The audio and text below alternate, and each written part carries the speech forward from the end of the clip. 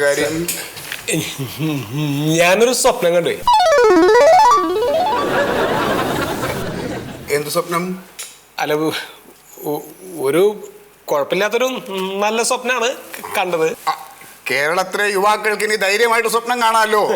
8 ലക്ഷം രൂപ മുതൽ 20 ലക്ഷം രൂപ വരെ നൽകി അവരുടെ സ്വപ്നം സാക്ഷാത്കരിക്കാനായിട്ട് സർക്കാർ പുതിയ പദ്ധതി കൊണ്ടുവന്നിട്ടുണ്ടല്ലോ. നവകേരളം യുവകേരളം. എന്താ പേര്? പേര് ശീതളൻ. എന്ത് ചെയ്യുന്നു? ഞാൻ വർക്ക്ഷോപ്പിൽ ജോലി ചെയ്യാ. എങ്ങനെ നമ്മുടെ ഈ ആശയത്തെ കുറിച്ച് അറിഞ്ഞു? ഇത് ഞാൻ വർക്ക്ഷോപ്പിലേക്ക് ചോറ് കൊണ്ടുപോകാൻ വേണ്ടിട്ട് ചോറ് മാത്രം പൊതിയാൻ ഒരു പേപ്പർ എടുത്ത് പൊതിയായിരുന്നു. അപ്പൊ ആ പേപ്പറിൽ പെട്ടെന്ന് കണ്ടപ്പോ വാർത്തയാ. അതിൽ കണ്ടിട്ട് അങ്ങനെ വന്നതാണ്.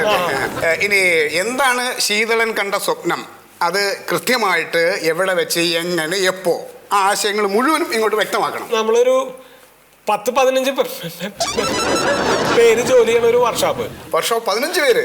Okay, good good good. അപ്പോ എനിക്കതിലൊരു AC റൂമുണ്ട്. AC room, good. ഞാൻ അവിടെ ഇരിക്കണേ. പിന്നെ മറ്റുള്ള ആളുകളൊക്കെ പുറത്ത്. ഹാളോ? അല്ല, വേറെ സ്റ്റാഫുകളുണ്ട്. അവരിങ്ങനെ ഓരോ വർക്കുകൾ ഇങ്ങനെ ചെയ്തോണ്ടിരിക്കുന്നുണ്ട്. അപ്പൊ ഞാൻ ഓഫീസിലിരുന്ന് ഇങ്ങനെ നോക്കും. പിന്നെ എനിക്കൊരു സുന്ദരിയായിട്ടുള്ളൊരു പി ഉണ്ട്. Lady staff, lady. ഓക്കെ, നിങ്ങളുടെ ആശയം വളരെ നല്ലതാണ് കേട്ടോ. അങ്ങനെയുള്ളൊരു വർക്ക്ഷോപ്പാണ് സാറേ ഞാൻ സ്വപ്നം കണ്ടത്. ആകുമ്പോ കുഴപ്പമില്ലാത്ത വർക്ക് ഉണ്ടാവുമല്ലോ. ഉണ്ടാവും.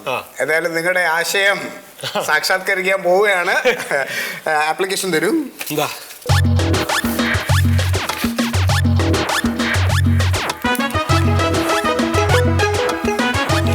എന്താ സാറേ കാണാൻ പറ്റി? ചെറിയ അക്ഷരത്തിനും വലിയ അക്ഷരത്തിനും രണ്ടിനും 2 സ്പെക്സാണ് വേണ്ടത്. അപ്പോ നിങ്ങളുടെ പേര് ശീതളൻ അല്ലേ?